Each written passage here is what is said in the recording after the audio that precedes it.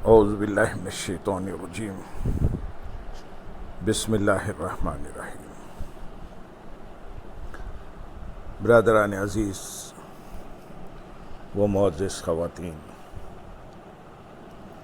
آج کی اس نشست میں مسائل زکوٰۃ بیان کیے جائیں گے جو سوال و جواب کی شکل میں ہیں۔ تو آج کی نشست کا پہلا سوال ہے، نصاب کسے کہتے ہیں؟ جواب، جن اموال پر زکوٰۃ فرض ہے ان کی شریعت نے خاص مقدار مقرر کر دی ہے۔ جب کسی کے پاس مقررہ مقدار پوری ہو جائے تو اس پر زکوٰۃ فرض ہو جاتی ہے، اس مقدار کو نصاب کہتے ہیں۔ سوال، کتنے سونے پر زکوٰۃ عائد ہوتی ہے؟ جواب، 7.5 تولے سونے پر زکوٰۃ عائد ہوتی ہے، جبکہ اس سے کم پر زکوٰۃ نہیں۔ حضرت علی رضی اللہ تعالیٰ عنہ روایت کرتے ہیں کہ حضور نبی اکرم صلی اللہ علیہ وسلم نے فرمایا، سونے میں تم پر کچھ نہیں ہے یہاں تک کہ 20 دینار ہو جائیں۔ جب تمہارے پاس 20 دینار ہو جائیں اور ان پر سال گزر جائے تو ان پر نصف دینار زکوٰۃ ہے، زیادہ ہو تو اسی حساب سے۔ حضرت عبداللہ بن عمر رضی اللہ تعالیٰ عنہ اور حضرت عائشہ صدیقہ رضی اللہ تعالیٰ عنہ دونوں سے روایت ہے کہ حضور نبی اکرم صلی اللہ علیہ وسلم ہر 20 دینار یا اس سے زیادہ پر نصف دینار یعنی 40واں حصہ زکوٰۃ لیتے تھے، اور ہر 40 دینار پر 1 دینار یعنی 40واں حصہ۔ یاد رہے کہ اس دور میں دینار سونے کا تھا اور 20 دینار کا وزن 7.5 تولے ہوتا تھا۔ سوال، کتنی چاندی پر زکوٰۃ عائد ہوتی ہے؟ جواب، 52.5 تولے چاندی پر زکوٰۃ عائد ہوتی ہے، جبکہ اس سے کم پر زکوٰۃ نہیں، اور زکوٰۃ میں 40واں حصہ دینا فرض ہے۔ حضرت ابو سعید خدری رضی اللہ تعالیٰ عنہ بیان کرتے ہیں کہ رسول اللہ صلی اللہ علیہ وسلم نے فرمایا، 5 اوقیہ یعنی 52.5 تولے چاندی سے کم پر زکوٰۃ واجب نہیں ہے۔ یاد رہے کہ زکوٰۃ کی شرح بلحاظ وزن یا بلحاظ قیمت 2.5% ہے۔ سوال، کیا قیمتی جواہرات پر زکوٰۃ عائد ہوتی ہے؟ جواب، قیمتی جواہرات اگر تجارت کی غرض سے ہوں تو ان پر زکوٰۃ فرض ہے، اگر تجارت کے لیے نہ ہوں بلکہ ذاتی استعمال کے لیے ہوں تو ان پر زکوٰۃ فرض نہیں ہے، کتنی ہی مالیت کے ہوں۔ اللہم صلی علی سیدنا محمد وعلی آل سیدنا محمد وبارک وسلم۔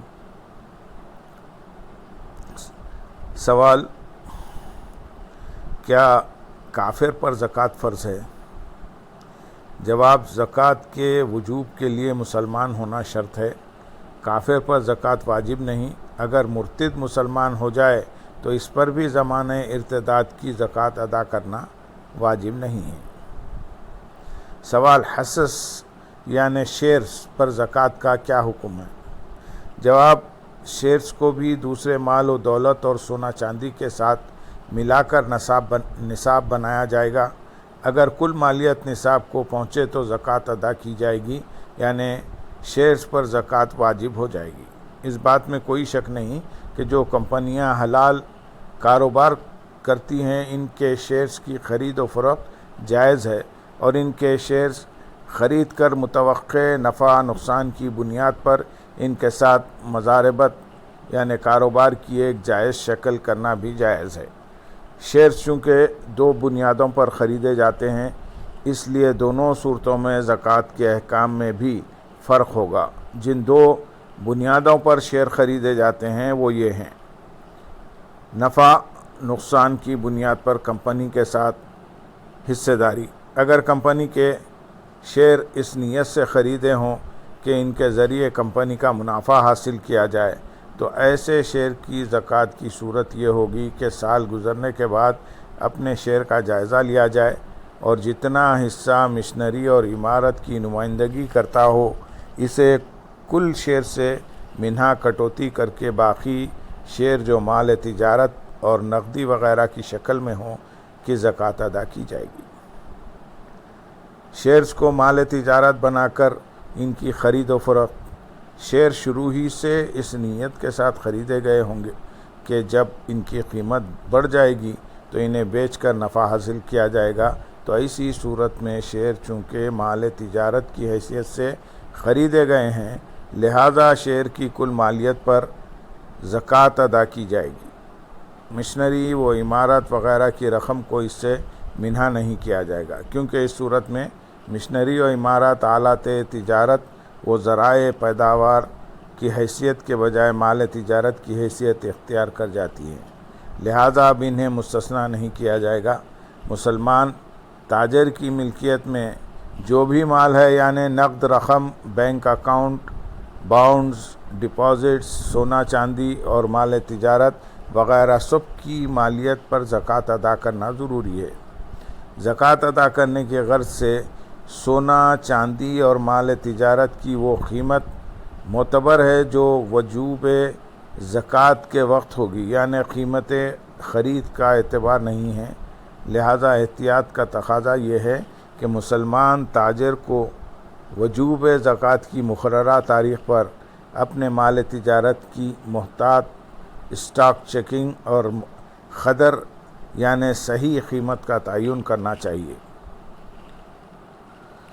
علاوہ ازیں وہ کارخانہ جو پیداواری مقاصد کے لیے استعمال ہو رہا ہے، اس کی زمین، عمارت، متعلقہ تنصیبات اور مشنری کی قیمت پر جو صنعتی پیداوار مقاصد میں استعمال ہو، زکوٰۃ عائد نہیں ہوگی۔ البتہ مسلمان صنعت کار کو اپنے دیگر تمام اموال کے ساتھ کارخانے میں موجود خام مال، تیار مال اور مارکیٹ میں کریڈٹ پر دیے ہوئے تمام مال کی زکوٰۃ ادا کرنی ہوگی۔ تاجر حضرات کا اکثر مارکیٹ میں لین دین جاری رہتا ہے، کسی سے کچھ لینا ہے اور کسی کو کچھ دینا ہے۔ نیز تجارت سے ہٹ کر بعض لوگوں کا شخصی لین دین بھی ہوتا ہے، لہذا تشخیص زکوٰۃ کے وقت واجب الوصول رقم کو اپنی مالیت میں جمع کر کے اس سے واجب الادا رقم منہا کر دی جائے اور اس کے بعد جو مجموعی مالیت بنے اس پر زکوٰۃ دی جائے۔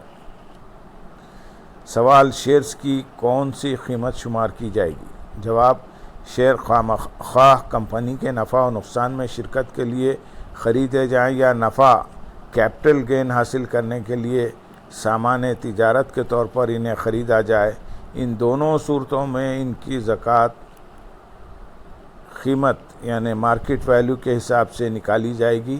اس قیمت کا کوئی اعتبار نہیں کیا جائے گا جس پر شروع میں انہیں خریدا گیا تھا، خواہ زکوٰۃ کے وقت ان کی قیمت بڑھ گئی ہو یا قیمت خرید سے بھی کم ہو گئی ہو۔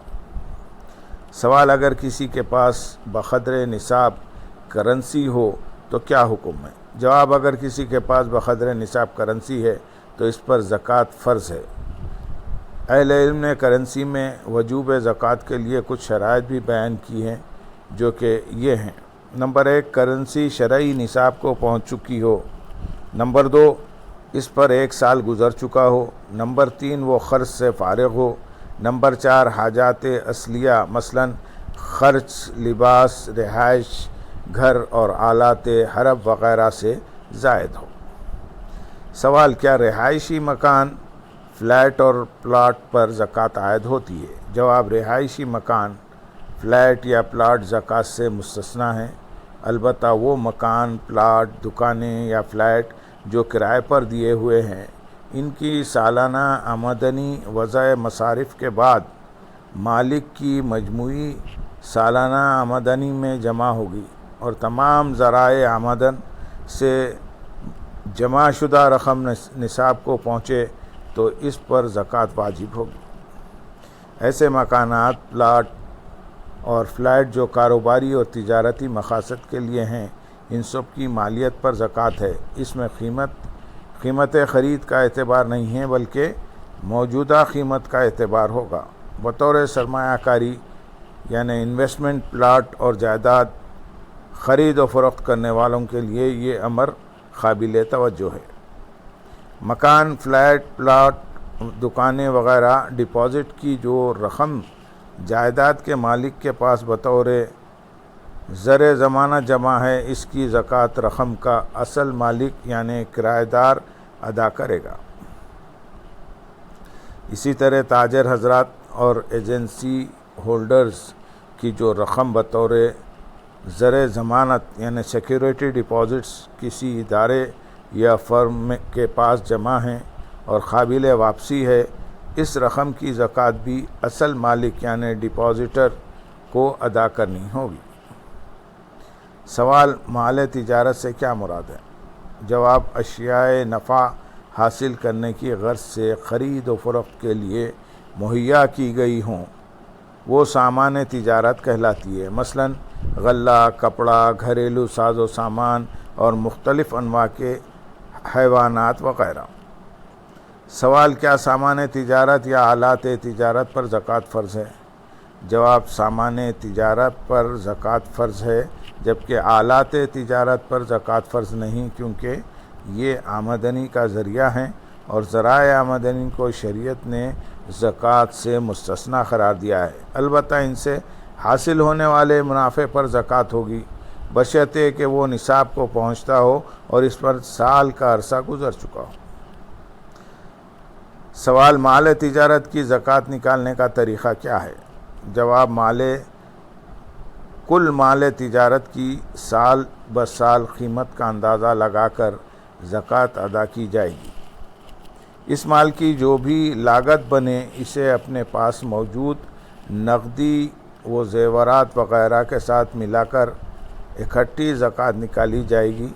علاوہ ازیں وہ قرضہ جات جو ادھار فروخت کیے گئے مال تجارت سے قابل وصول ہیں، اگر وہ نقدی کی صورت میں ہیں اور ان کی میعاد ادائیگی پوری ہو چکی ہے، یا تازہ واجب الوصول قرضہ جات ہیں اور دونوں صورتوں میں قرض کی وصولی مقروضوں سے متوقع ہے، تو وہ سب قابل زکوٰۃ مال کی گنتی میں آئے گا، اور اگر قرضہ مال تجارت کی شکل میں واجب الوصول ہے اور اس کی وصولی بھی متوقع ہے، تو اس مال کی مالیت کا اندازہ لگا کر دیگر مال میں شامل کر کے سب کی زکوٰۃ اکٹھی نکالی جائے گی۔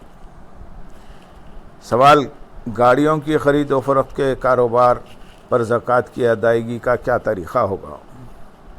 جواب: زکوٰۃ ادا کرنے والے کو چاہیے کہ اس کے پاس جتنی بھی گاڑیاں ہیں اس کی قیمت لگا لے، پھر کسی کو اگر کچھ رقم قرض دی ہو اور اس کے ملنے کی بھی امید ہو تو اسے بھی شمار کر لے، اور اگر کسی کا قرض دینا ہو تو بقدر قرض رقم الگ کر لے، پھر جو باقی ہو اس میں سے 2.5% کے حساب سے زکوٰۃ ادا کر دے۔ لیکن اگر کوئی شخص کچھ گاڑیوں کا مالک ہو اور ان کی قیمت نصاب سے کم ہو، پھر سال کا کچھ حصہ گزر جائے، یا وہ شخص دوران سال ہی مزید گاڑیوں کا مالک بن جائے، یا ایسی قیمتوں کا جن کے ذریعے نصاب مکمل ہو جائے، تو اس وقت سے سال کی ابتدا ہو جائے گی جب وہ صاحب نصاب ہوا، گزشتہ وقت شمار نہیں کیا جائے گا۔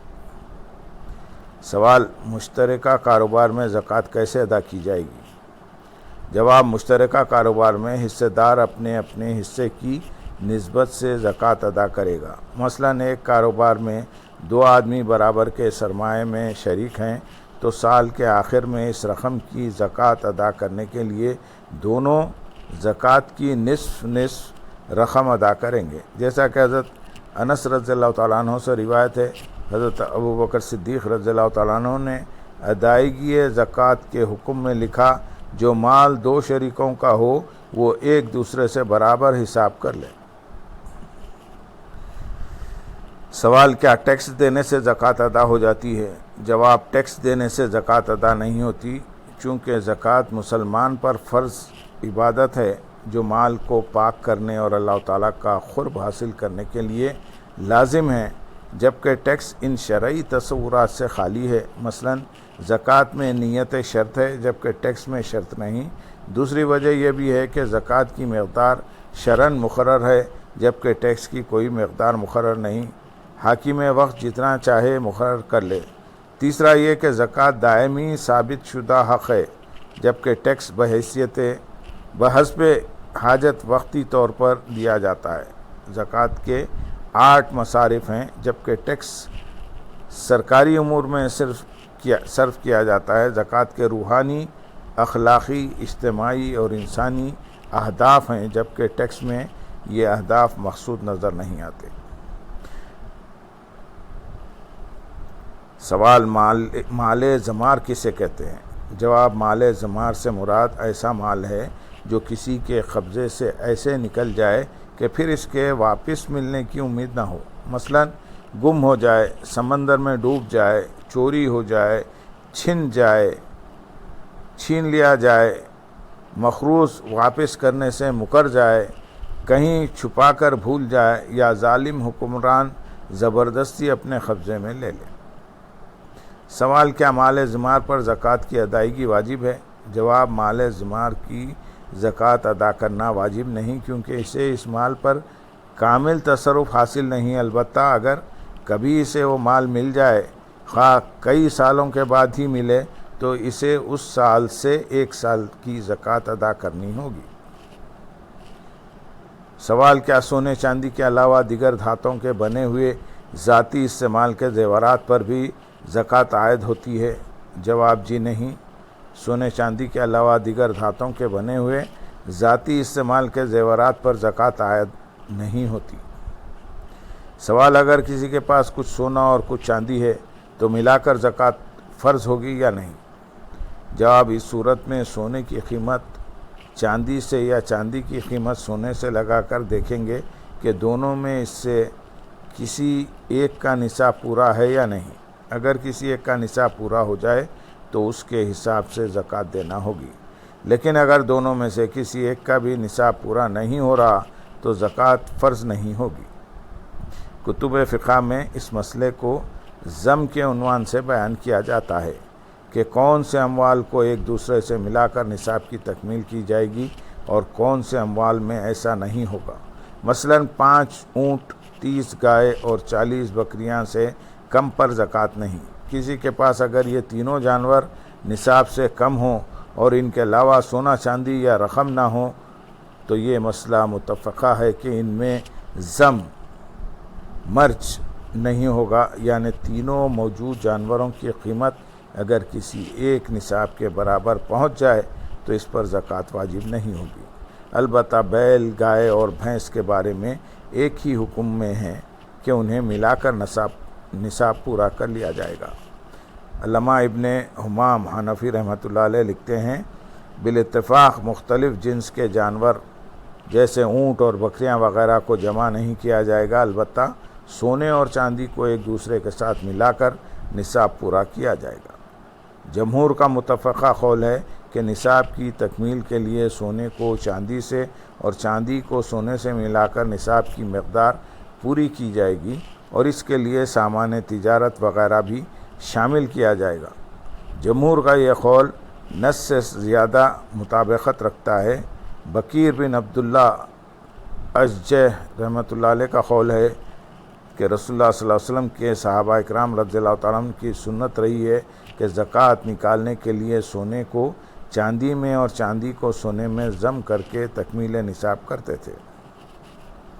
سوال، اگر کسی کے پاس سونا چاندی نہیں لیکن حوائج اصلیہ کے علاوہ کرنسی وغیرہ ہے تو کیا زکوٰۃ لازم ہوگی؟ اگر ہوگی تو ادائیگی کا طریقہ کار کیا ہے؟ جواب، اگر کسی کے پاس سونا چاندی نہیں لیکن حوائج اصلیہ کے علاوہ کرنسی وغیرہ ہے تو اس پر زکوٰۃ لازم ہوگی، کیونکہ عہد رسالت میں آپ صلی اللہ علیہ وسلم میں سونا چاندی ہی کرنسی کے طور پر استعمال ہوتا تھا، اور عصر حاضر میں چونکہ سونا چاندی بطور کرنسی استعمال نہیں ہوتا بلکہ اس کے عوض کاغذی روپے استعمال ہوتے ہیں، لہٰذا روپے کی تمام مالیت کو سونے یا چاندی میں سے جس کے ساتھ ملا کر زکوٰۃ دینے سے غرباء و مساکین اور دیگر جہات میں زیادہ فائدہ ہو سکتا ہے، زکوٰۃ دینی چاہیے۔ زکوٰۃ کی ادائیگی کا طریقہ کار یہ ہے کہ جو شخص 52.5 تولے چاندی کی قیمت کے برابر کرنسی وغیرہ کا مالک ہے اور وہ اس کی حوائج اصلیہ سے زائد ہو، اس پر سال گزر جائے اور وہ شخص مخروض بھی نہ ہو تو اس پر 2.5% کے حساب سے زکوٰۃ ادا کرنا واجب ہے۔ اللہم صلی علی سیدنا محمد وعلی آل سیدنا محمد وبارک وسلم۔ سامعین، اس کا تسلسل ہم اگلی نشست میں کریں گے۔ آج کی نشست کو ہم یہیں اختتام کو پہنچاتے ہیں۔ وآخر دعوانا ان الحمدللہ رب العالمین۔